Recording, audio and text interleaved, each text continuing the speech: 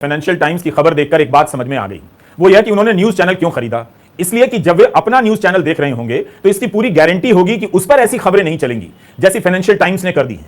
यह वही अखबार है जिसके बारे में गौतम अडानी ने कहा था कि वे फाइनेंशियल टाइम्स जैसा संस्थान बनाना चाहेंगे। बनाने की जरूरत नहीं, जो फाइनेंशियल टाइम्स ने खोजी रपटी है उसे ही अपने चैनल पर चला दीजिए, आपका चैनल भी फाइनेंशियल टाइम्स बन जाएगा। बल्कि पिछले 11 महीने में अडानी समूह को लेकर इतनी खबरें आ चुकी हैं कि उनके लिए भी अलग से एक न्यूज चैनल बन सकता है। 11 अक्टूबर को एफटी के 4 रिपोर्टर ने मिलकर एक खबर छाप दी। अब आप इस खबर को देखकर अपना बिजली बिल देखने मत चले जाइएगा, पहले यह वीडियो पूरा देख लीजिए। Don McCrum, Chris Cook, David Shepherd और मैक्स हार्लो। अपनी इस खबर में इन चारों ने बताया है कि गौतम अडानी समूह भारत में कोयले का सबसे बड़ा प्राइवेट आयातक है। इस समूह पर लंबे समय से आरोप लगते रहे हैं कि समूह कोयले के दाम को बाजार दर से ज्यादा दिखाता है और महंगे दाम पर बेचता है, जिसके कारण बिजली की कंपनियों की लागत महंगी हो जाती है और आपके घर का बिजली बिल महंगा हो जाता है। फाइनेंशियल टाइम्स का दावा है कि उसने इसका पर्दाफाश करने के लिए कस्टम विभाग के तमाम रिकॉर्ड खंगाल डाले हैं।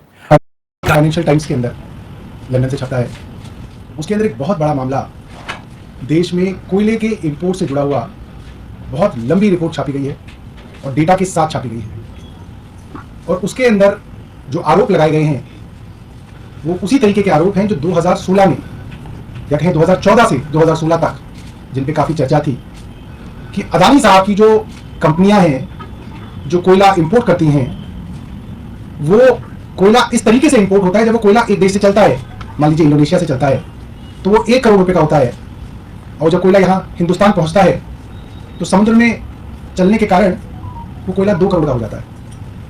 और जो बीच का मुनाफा है वो कुछ ऐसे मिडलमैन कंपनियों के पास जा रहा है जो कंपनियां ज्यादातर अडानी साहब की कंपनियों के साथ ही काम करती हैं, वो और कहीं काम ही नहीं करती, उनको ज्यादा दिलचस्पी नहीं। हम इस रिपोर्ट के बारे में विस्तार से बात करने वाले हैं और इसी के साथ रिपोर्टर्स कलेक्टिव की 2 रिपोर्ट और रॉयटर्स की एक रिपोर्ट की भी बात करेंगे। पिछले एक सप्ताह में गौतम अडानी के बारे में कुल 5 रिपोर्ट आई। आप जानते हैं या आपको पता ही नहीं चला, क्योंकि हिंदी के अखबार गौतम अडानी की खबरों को हाथ ही नहीं लगाते।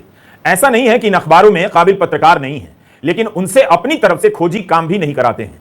हिंदी के अखबारों का सबसे बड़ा राजनीतिक काम है अपने पाठकों को ऐसी खबरों की विस्तृत जानकारी से दूर रखना जिससे जनता मौजूदा राजनीति के कारनामे को समझ ना पाए।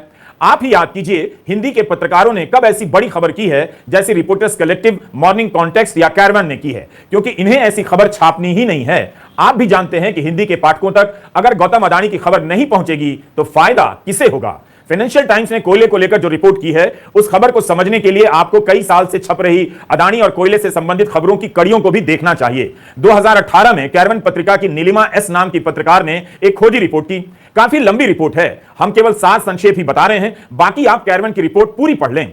इसे कोलगेट 2.0 कहा गया। नीलिमा ने दिखाया कि सितंबर 2014 में सुप्रीम कोर्ट ने अपने एक ऐतिहासिक फैसले में कह दिया कि इस समय जितने भी कोयला खदानों के खनन की अनुमति है रद्द कर दी जाती है। इस फैसले के बाद सरकारी कोयला कंपनियों और प्राइवेट कोयला कंपनियों की साझेदारियां टूट गईं। कोर्ट के आदेश के बाद सरकारी कंपनियों को नए सिरे से लाइसेंस के लिए आवेदन करना पड़ा। नए नियम के अनुसार प्राइवेट कंपनियों की भूमिका ठेकेदार जैसी सीमित हो गई, मगर इस नियम से सिर्फ एक व्यक्ति की कंपनी को कथित रूप से छूट दी गई, गौतम अडानी की।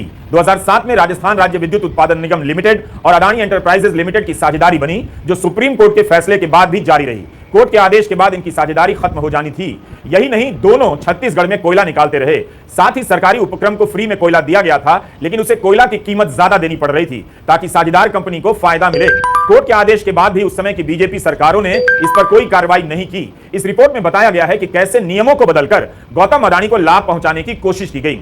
इसके हिसाब से तो आपकी बिजली इसलिए भी महंगी हो गई होगी। आपका भी योगदान काफी अच्छा है। खुशी है कि आप बिजली का महंगा बिल खुशी खुशी दे रहे हैं। आपके घर का बिजली बिल क्यों महंगा है इसे समझना मुश्किल नहीं है। मुश्किल है कि आप राजनीति को धर्म से ही समझना चाहते हैं, और धर्म जब भी राजनीति में आता है जनता का घर लूट लेता है। यूपीए के समय कथित कोयला घोटाले को मुद्दा बनाकर बीजेपी सत्ता में आई।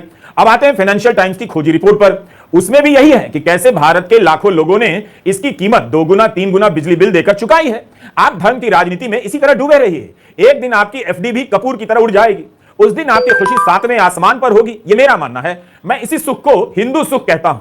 2 साल के रिकॉर्ड खंगालने से फाइनेंशियल टाइम्स को पता चला कि अडानी समूह ने ताइवान, दुबई, सिंगापुर में कथित रूप से ऑफशोर इंटरमीडियरीज का इस्तेमाल किया, यानी एक किस्म की गुमनाम मध्यस्थ कंपनियों का इस्तेमाल हुआ। इनके जरिए $5 अरब के कोयले का आयात किया गया। अगर मुझसे गलती नहीं हुई है तो यह राशि भारतीय रुपए में करीब 40,000 करोड़ से ज्यादा हो सकती है। उस समय बाजार में जो दाम था उससे डबल से भी ज्यादा दाम पर कोयले का आयात किया गया। आप बताइए, अमेरिका में सेब 1 रुपए का मिल रहा है तो आप 2 रुपए में क्यों आयात करेंगे? 1 ही रुपए में करेंगे ना। तो यही बात है। अब जिस मध्यस्थ कंपनी के जरिए यह कारनामा किया गया, यह वही कंपनी बताई जा रही है जो ताइवान से चलती है और जिसका जिक्र फाइनेंशियल टाइम्स ने अपनी एक अलग रिपोर्ट में पहले किया है कि इसका मालिक अडानी समूह की कंपनियों का बड़ा पार्टनर हो सकता है, शेयर होल्डर है। कोयला लाया गया इंडोनेशिया से। 2019 से 2021 के बीच 32 महीनों में 30 बड़े जहाज से कोयला लाया गया, जिसे शिपमेंट बोलते हैं। सभी में इंडोनेशिया से निर्यात के समय जो कीमत चुकाई गई वो भारत आते आते काफी ज्यादा हो गई। रास्ते में दाम कैसे बढ़ गए? यही तो फाइनेंशियल टाइम्स की रिपोर्ट है।